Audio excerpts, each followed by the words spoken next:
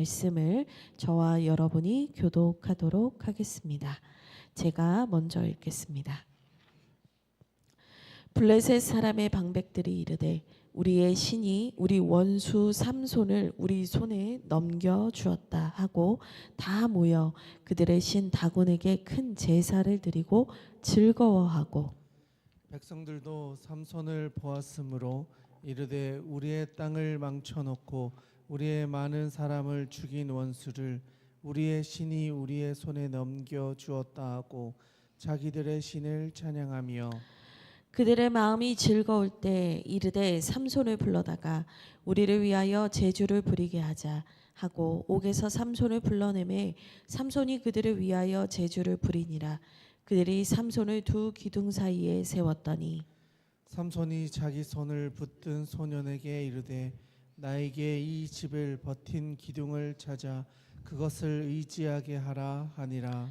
그 집에는 남녀가 가득하니 블레셋 모든 방백들도 거기에 있고 지붕에 있는 남녀도 3,000명 가량이라. 다 삼손이 제주 부리는 것을 보더라. 삼손이 여호와께 부르짖어 이르되 주 여호와여 구하옵나니 나를 생각하옵소서. 하나님이여 구하옵나니 이번만 나를 강하게 하사 나의 두 눈을 뺀 블레셋 사람에게 원수를 단번에 갚게 하옵소서 하고 삼손이 집을 버틴 두 기둥 가운데 하나는 왼손으로 하나는 오른손으로 껴 의지하고 삼손이 이르되 블레셋 사람과 함께 죽기를 원하노라 하고 힘을 다하여 몸을 굽히매 그 집이 곧 무너져 그 안에 있는 모든 방백들과 온 백성에게 덮이니 삼손이 죽을 때에 죽인 자가 살아 있을 때에 죽인 자보다 더욱 많았더라. 함께 읽겠습니다. 그의 형제와 아버지의 온 집이 다 내려가서 그의 시체를 가지고 올라가서 소라와 에스다올 사이 그의 아버지 마노아의 장지에 장사하니라.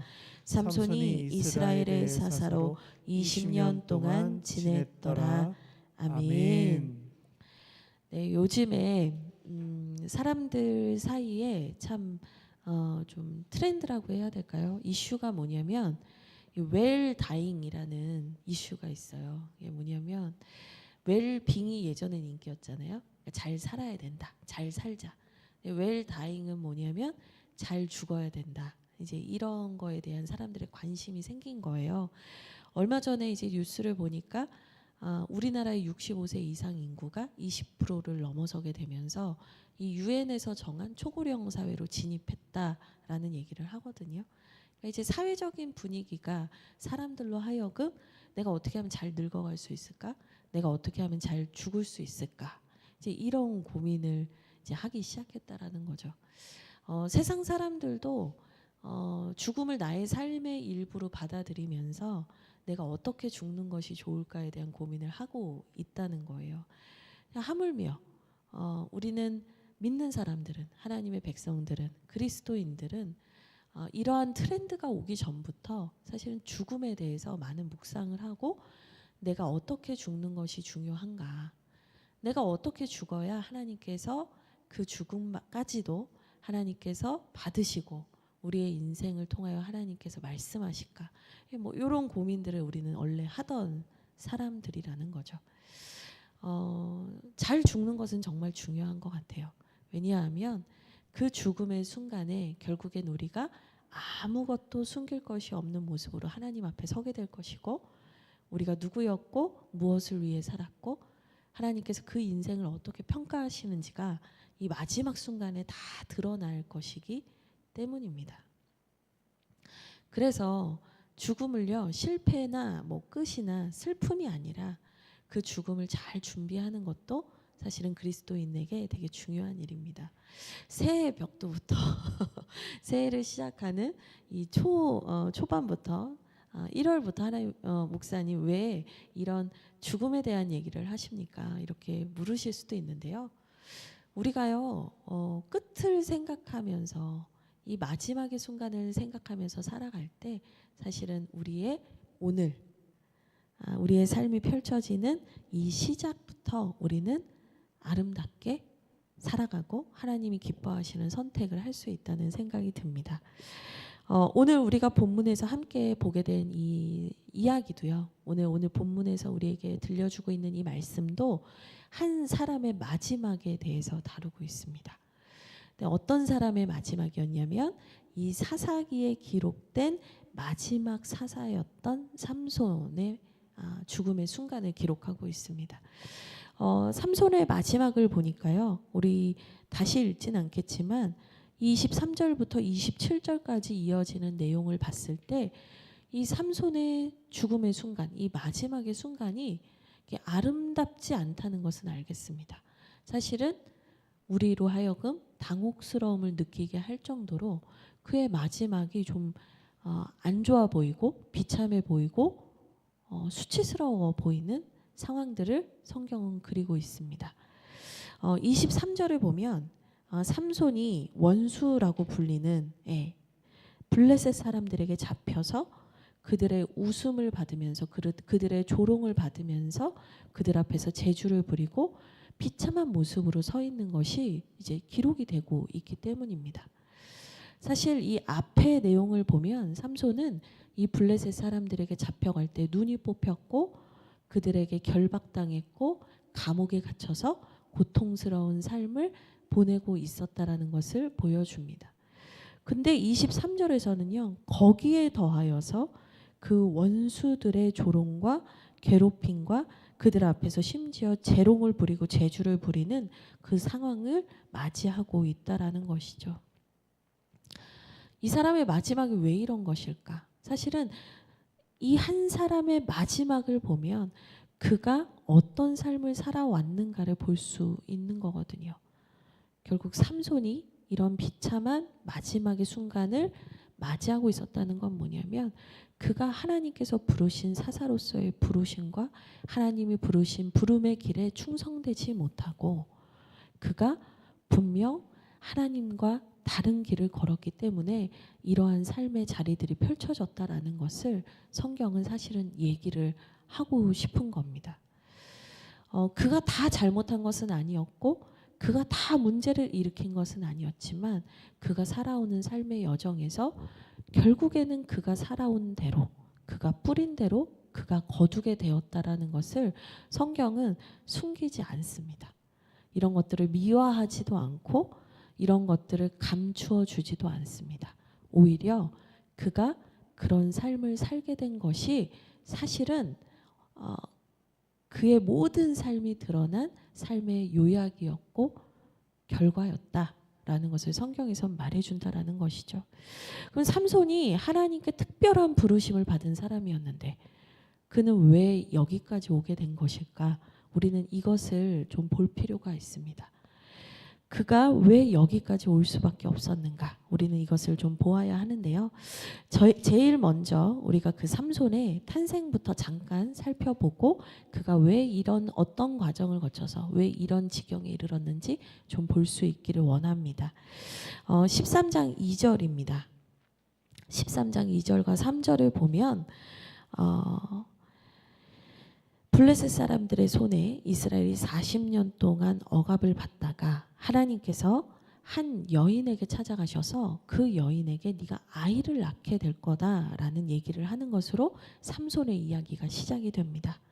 13장 2절을 보면 이 삼손의 어머니는 임신하지 못하고 출산하지 못했던 여인이었다라고 기록을 하고 있습니다. 그러니까 그의 부모님은 아이를 낳지 못하는 그런 상황이었고 그렇게 어려운 상황 속에서 생명을 잉태할 수 없는 그런 상황 속에서 하나님께서 친히 찾아가셔서 그의 어머니로 하여금 아이를 낳게 될 것인데 그 아이가 하나님께 구별된 나실인으로서 하나님의 일을 하게 될 사사가 될 것이다라는 이 예고를 받게 된 것이죠. 그러니까 삼손의 시작을 보면 뭐냐면 태어날 때부터 불가능한 상황 속에서 하나님의 은혜로 태어난 아이였고 하나님께서 그에게 이스라엘을 구원하기 위한 사명을 태어나기 전부터 주셨던 사람이었다는 거예요. 그래서 24절 13장 24절을 보시면 그 여인이 아들을 낳음에 그의 이름을 삼손이라 하였고 그 아이가 자라매 여호와께서 그에게 복을 주셨다라고 얘기를 합니다. 그러니까 삼손의 태어남부터요. 삼손에게는 하나님의 특별한 은혜가 있었고 그 삼손이 자라갈 때 하나님께서 그에게 특별한 은혜와 축복을 주셔서 그를 하나님의 사람으로 준비하고 계셨다라는 거예요. 사실 이 말씀의 내용들을 보면은요. 예수님이 태어나셨던 상황들과 또 연결이 되어지는 것들이 우리가 떠오르기도 합니다.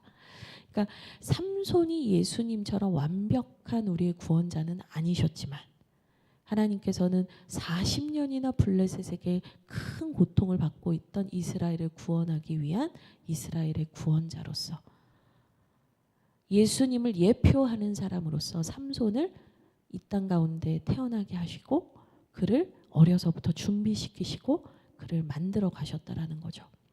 그런데 14장부터는 전혀 다른 이야기들이 시작이 됩니다. 뭐냐면 삼손이 장성하여 결혼할 나이가 되었다. 근데 그 결혼할 나이가 되어 장성한 삼손이 가장 먼저 하는 선택이 뭐였냐면 사사로서의 하나님의 사명대로 살아가는 것이 아니라 블레셋 여인과의 결혼을 원했다라는 거예요. 하나님의 부름, 하나님이 날 누구로 불렀지? 하나님 날 뭘 위해 살라고 불렀지? 이런 것들에 대해서 삼손이 충분히 알고 하나님의 충분한 준비하심이 있었음에도 불구하고 삼손의 첫 번째 선택은 뭐였냐면요. 그의 원수였던 블레셋 여인과의 결혼을 원했다라는 겁니다. 14장 3절입니다. 이 14장 3절을 보면 그가 삼손이 블레셋 여인과 결혼을 하려고 할 때 그의 부모가 말려요. 아니 네가 어찌하여 할례를 받지 아니한 블레셋 사람과 결혼을 하려고 하는 것이냐. 네가 블레셋을 심판하고 이스라엘을 구원하는 하나님의 사사로 부름을 받았는데 네가 어찌하여 블레셋 여인과 결혼을 하려는 너의 사명과 너의 정체성과는 전혀 상관없는 그런 선택을 하려는 것이냐. 이제 부모님은 말렸거든요. 그런데 중요한 게 뭐예요? 14장 3절 끝에 있어요. 삼손이 이렇게 얘기를 합니다. 내가 그 여자를 좋아하오니 나를 위하여 그 여자를 데려오소서. 삼손이 사사로서의 첫 번째 선택을 하는 자리에서 그에게 더 우선했던 게 뭐였냐면 그의 정체성에 맞는 부르심에 맞는 선택이 아니었고 그의 눈에 보기 좋은 것을 선택하는 결정이었다는 거예요. 이 삼손은요 항상 여자 문제로 이렇게 어려움이 많았던 것 같아요. 근데 그가 처음부터 이 결정을 하게 될 때 이런 말을 분명히 하고 있다는 거예요. 내가 그 여자를 좋아합니다. 하나님을 위해서 살아야 하는 그가 내가 좋아하는 것을 선택하기 시작하면서 아주 미묘하게 그의 인생에는 균열이 생기기 시작합니다. 물론 삼손은요 4절을 보면 틈을 타서 블레셋 사람을 치려는 이유로 이 결혼을 하려고 했다라고 성경은 얘기를 합니다. 근데 여러분이 이제 이거를 잘 들으셔야 되는데요. 뭐냐면 우리에게는 항상 어떤 명분이 있어요. 그리고 이것이 하나님을 위하는 것이라고 생각하는 명분을 들이댈 때가 있어요. 근데 그런 명분 이전에 이게 내가 가려는 길과 정반대의 것이라면 사실은 그거는 양립할 수 없다는 걸 알아야 돼요. 근데 사명도 지켜갈 수 있고 내 욕구도 지켜갈 수 있다. 이게 양립할 수 있다라고 생각하는 건 뭐냐면 사실은 우리 안에 있는 오만이거든요. 난 이것도 하고 이것도 지킬 수 있다. 근데 사실 본질적으로 그건 양립할 수 없는 거예요. 왜냐하면 블레셋 사람들을 심판해야 되잖아요. 계속해서 그들과 갈등을 겪을 수밖에 없잖아요. 문제가 생겨날 수밖에 없는 거거든요. 근데 삼손의 생각이 뭐였냐면 틈을 타서 나는 그들을 심판하려고 했다라고 말을 하고 있다는 거예요. 결국에 삼손이 선택하는 이 선택은요 자신의 욕구에 집중되어 있는 것이었는데 자신의 사명보다는 욕구가 우선되어 있는 것이었는데 삼손은요 나는 이것과 내 사명과 내가 좋아하는 것을 함께 끌고 갈 수 있다라는 교만한 마음을 품고 있었다는 거예요. 이 밑에 있는 구절에 대해서는 이제 여러 가지 해석들이 있어요. 이 모든 일이 여호와께로부터 나온 것인 줄은 알지 못하였다. 이 부모가 그 일이 여호와께로부터 나온 일인 줄은 몰랐다. 이제 이 얘기를 해서 마치 삼손이 이 블레셋 여인과 결혼하는 것이 하나님께서 계획하신 일이었다라고 해석을 하는 경우도 있습니다. 그런데 사실 원문의 의미를 제대로 보면은요, 그거는 맞지 않아요. 좀 더 뉘앙스를 살리면 뭐냐면 삼손이 그렇게 변명을 하며 합리화를 하며 그것들을 선택했지만 하나님께서는 그 선택마저도 활용하셔서 합력하셔서 그를 통해서 그의 사명을 이루고자 그를 계속 사명의 길로 끌고자 하셨다라는 거예요. 근데 이 선택의 결과가 뭐였냐면요, 결국에는 이 결혼 생활도 파탄이 나고요, 블레셋 사람들과 엄청난 분쟁과 어려움을 겪게 됩니다. 심지어 삼손이 이 일로 인해서 블레셋 사람과의 아주 맹렬한 갈등을 겪으면서 결론이 어떻게 나냐? 그의 아내와 장인이 다 죽게 됩니다. 그러니까 사실은 삼손이 블레셋과 자신의 사명, 이 블레셋 여인을 사랑하는 것과 자신의 사명을 양립할 수 없다라는 것을 이때 정말 제대로 깨달았다면 그는 다른 방법으로 하나님께서 주시는 영감을 통해서 자신의 부르심에 충실되게 살았을 텐데, 삼손은요 여기에서 그것을 깨닫지 못해요. 내 선택이 사실은 잘못된 것이었고, 사실은 내가 사명과 욕구가 버무려져서 하나님이 기뻐하시는 삶을 온전히 살아내지 못하고 있다는 것을 삼손은 깨닫지 못해요. 오히려 내가 이 일을 통해서 블레셋 사람들을 죽였다. 내가 그들의 밭을 회파했다. 내가 그들에게 보복했다. 내가 그들에게 하나님의 뜻을 이뤄냈다라고 이제 삼손은 생각을 한 거죠. 우리가 이제 이런 선택을 할 때도 많은 것 같아요. 우리의 삶에서. 우리가 삼손에 대해서는 지금 이 이야기를 들으면 어리석다라고 생각하지만 우리도 삼손과 같은 선택을 할 때가 참 많다는 생각을 해요. 나의 사명과 나의 욕구가 버무려져서 사명도 지켜가면서 내 꿈과 내 야망도 이룰 수 있다라는 생각을 할 때가 많거든요. 근데 여러분 분명히 아셔야 되는 게 뭐냐면, 내가 뭔가 하나님의 일을 하는 것 같은데 계속해서 갈등과 문제가 생기고 계속적으로 뭔가 어려운 일들이 파생된다면 그것은 온전한 사명으로 가지 않기 때문이고, 내 욕구와 내가 원하는 것들, 나를 우상으로 삼는 것들이 뒤섞여 있기 때문에 나타나는 하나님의 경고와 사인이라는 거예요. 근데 어쨌든 삼손은 그것을 알아채지 못합니다. 그리고 나서는 점점 이 블레셋 사람들의 압박과 이 블레셋 사람들의 공격은 더 심해지죠. 그런데요, 삼손은 여기에서도 이 여자 문제, 자신의 욕구, 자신의 어떤 원하는 바를 절제하지 못합니다. 그래서 16장 1절을 보면 삼손이요, 가사에 가서 거기서 한 기생을 보고 그에게로 또 들어갔다라고 얘기를 해요. 근데 이 가사가 뭐냐면 블레셋 지역이에요. 또 갔어요. 또 이 난리를 겪고도 삼손이 다시 블레셋으로 가서 심지어 알 수 없는 여인 기생에게 들어가 하룻밤을 지냅니다. 처음에는 삼손은 그랬을 거예요. 나는 사명과 내가 원하는 것을 잘 조절할 수 있어. 나는 이것을 다 두 마리 토끼를 잡을 수 있을 거라고 생각했는지 모르겠지만 점점 그가 사명이 아니라 자신의 욕구에 빠져들어가고 있다는 것을 성경은 점진적으로 보여주거든요. 그 절정이 뭐냐면 16장 4절인 거예요. 이후에 삼손이 소렌 골짜기에 들릴라라 하는 이름하는 여인을 사랑했다. 그 처음에 결혼의 선택도 문제가 있었는데요. 두 번째 선택, 기생을 택하는 선택, 그리고 블레셋 사람들과의 막 다툼이 이어지는 게 얼마 지나지 않았는데 삼손이 또다시 선택하는 게 뭐냐면 다시 블레셋 여인 들릴라와 사랑에 빠졌다는 거예요.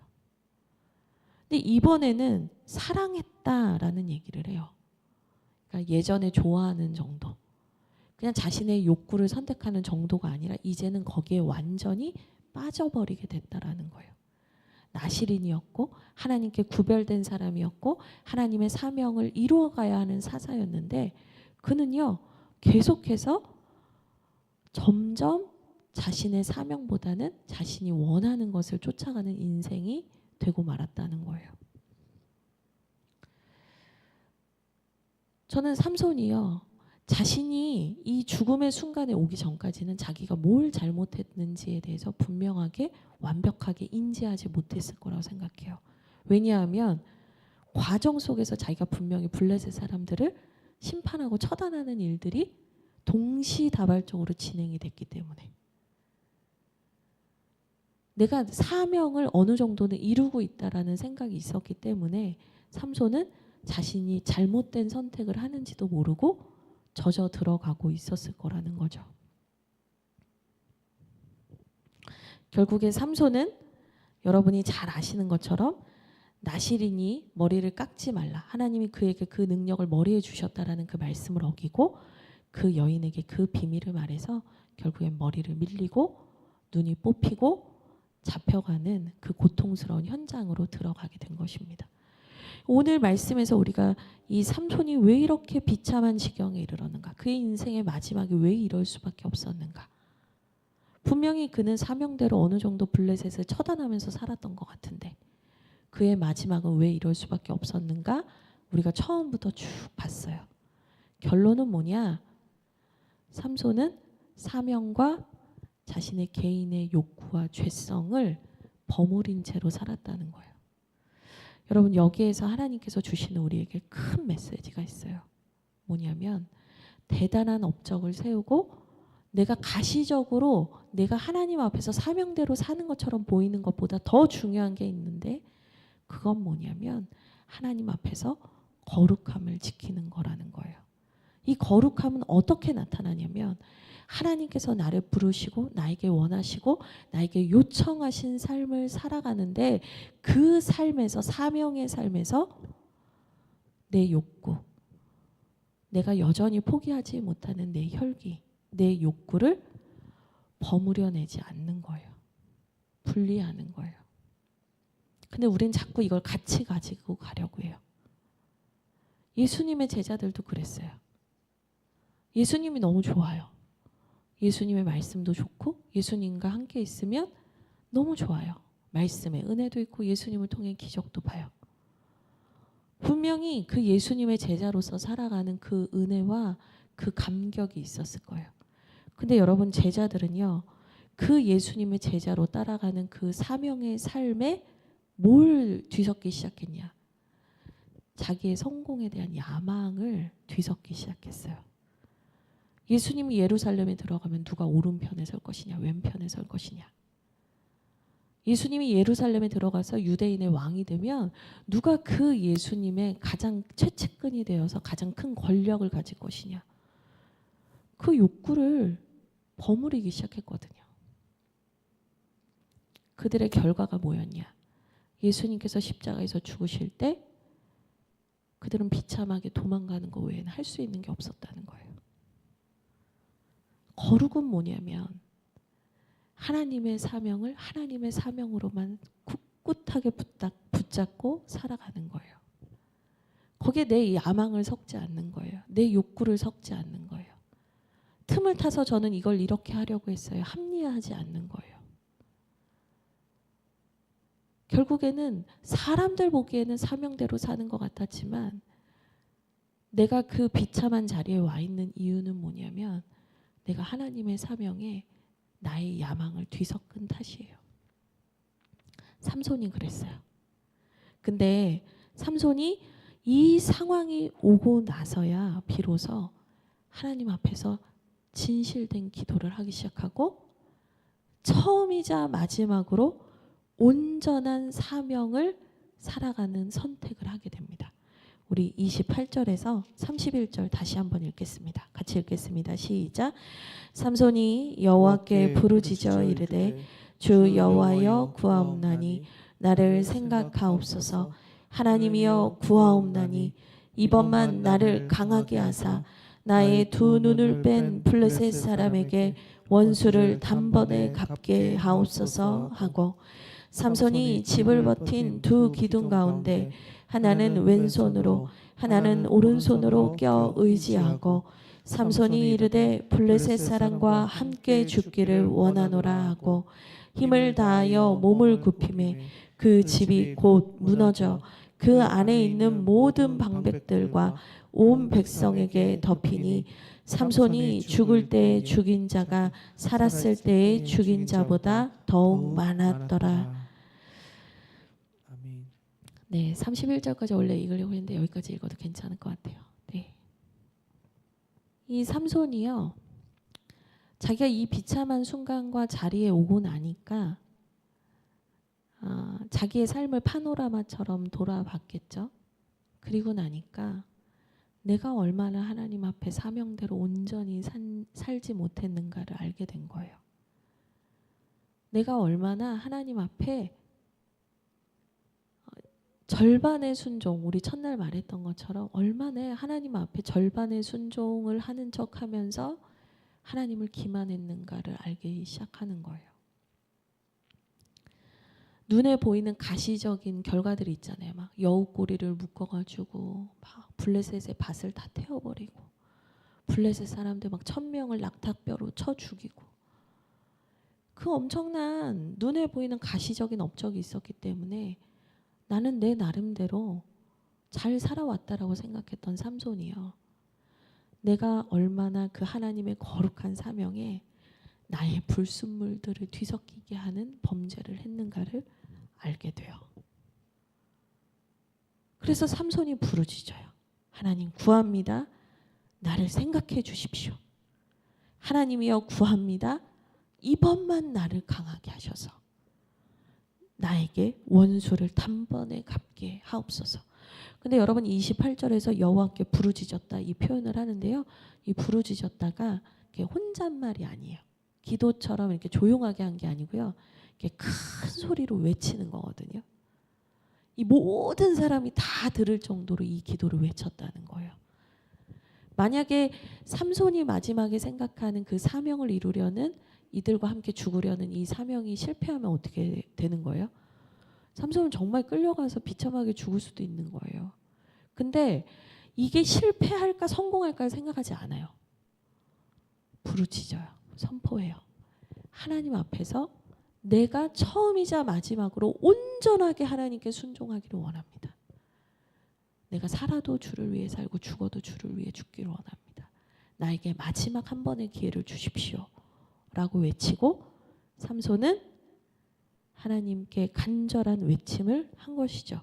그리고 그가 힘을 다하여 30절에 몸을 굽혀 그 기둥을 무너뜨리고 그곳에 있었던 블레셋의 모든 왕들과 5개 도시 국가의 방백들이 다 있었던 거예요. 그 방백들과 3000명의 사람을 다 함께 처벌하는, 심판하는 그 일을 하게 됩니다. 근데 이 결론이 참 놀라운 거예요. 뭐라고 하냐면 삼손이 죽을 때에 죽인 자가 살았을 때 죽인 자보다 더욱 많았다는 거예요. 이게 말해주는 게 뭐냐면요, 사람들이 눈에 볼 때는 삼손이 비참해 보이고 결국에는 마지막에 자신의 생명을 다 들여서 죽음으로써 뭔가 자신이 회개하는 것처럼 보이고 그냥 그의 마지막 뭐 한탄이었나 싶게끔 볼 수도 있지만, 그가 결국에 블레셋을 심판한 것이 그가 살았을 때보다 한 것보다 훨씬 더 많았다는 거예요. 하나님께서 그가 가장 약하고 미약하고 그가 가장 비참한 순간에 그가 그의 사명에 가장 충실하게 하셨다는 거예요. 하나님께서 그의 마지막 순간을 가장 하나님의 나라와 하나님의 영광에 합하게 사용하셨다는 거예요. 삼손이요, 지금까지는 그 실패와 뿌린 것에 대한 결과로 인해서 어려움과 비참함을 겪었지만 그의 결론은 뭐예요? 하나님께서 그가 자신의 사명을 완수할 수 있도록 도우셨다라는 거예요. 그래서 히브리서 11장을 보면 믿음장이라고 해서 믿음의 사람들의 이름이 열거되잖아요. 여러분 삼손의 이름이 거기 기록돼 있어요. 그가 그동안의 모든 과정 속에서는 하나님께 온전한 순종을 하지도 못했고 값비싼 은혜를 받은 자로서 합당하게 살지도 못했고 그가 짊어져야 되는 사명과 하나님의 부르심에 합하게 살지도 못했었는데 그가 마지막에 회개하고 돌이킨 그 순간에 내가 죽고자 한 그 순간에 내가 죽으면 죽으리다 한 그 순간에 그가 한 그 마지막 사역으로 인해서 하나님께서는 그를 믿음의 사람으로 히브리서에 기록하셨다는 거예요.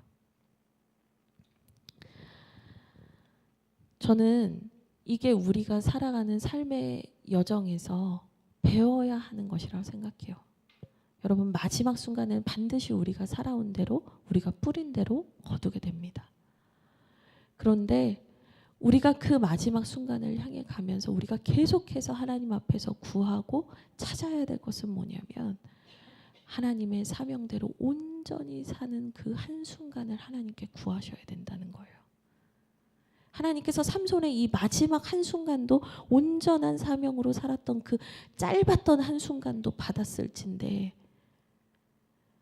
우리가 그것이 아니라 우리에게 있는 젊음과 우리에게 주어진 이 건강함을 가지고 하나님의 사명을 위해서 온전히 살아간다면 하나님께서 그것을 어찌 기쁘게 받지 않으시겠어요?